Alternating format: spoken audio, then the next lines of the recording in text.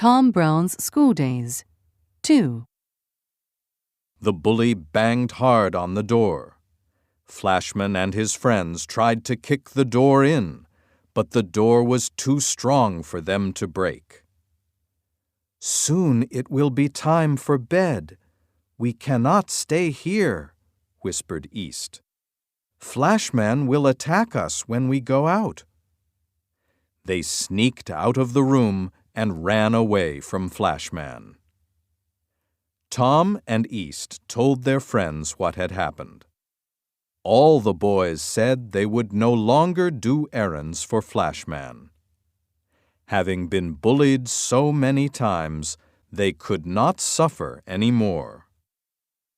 Later, Flashman ordered Tom to bring him his hat.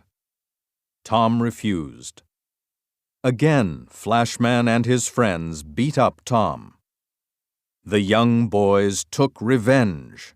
They made a mess of the bullies' rooms. The boys sometimes placed bets on horses running in the big races. There was a day when Tom got the winning ticket. Flashman ordered Tom to give it to him, but Tom refused. Flashman then dragged Tom away. East tried to pull Tom back, but he was not strong enough. "I will roast you!" shouted Flashman. Tom was held in front of the fireplace. He slowly turned white and began to feel very sick. The heat and smoke of the fire were too strong. East ran off to get Diggs, an older boy and a friend who protected the younger boys. Just as Diggs entered the room, Tom fainted. "He is dying!" cried Diggs. "Get water quickly!" The housekeeper brought water and medicine for Tom. "His clothes are burned," she cried. "Who has done such a bad thing? I will speak to the headmaster about this." But nobody answered. Tom felt much better after a good night's sleep. He and East promised not to let Flashman win. They decided not to tell the headmaster about what had happened. From that day on, Flashman became much quieter. Flashman did not cause so much trouble after that, but he was still angry at Tom and East. But Tom and East began to enjoy their life more at school. Sometimes Tom and East would secretly meet with Diggs in the hallway at night. The boys were all supposed to be in bed. They were not allowed to go into the hallways at night. But some of the boys liked breaking the rules. They saw it as a little adventure.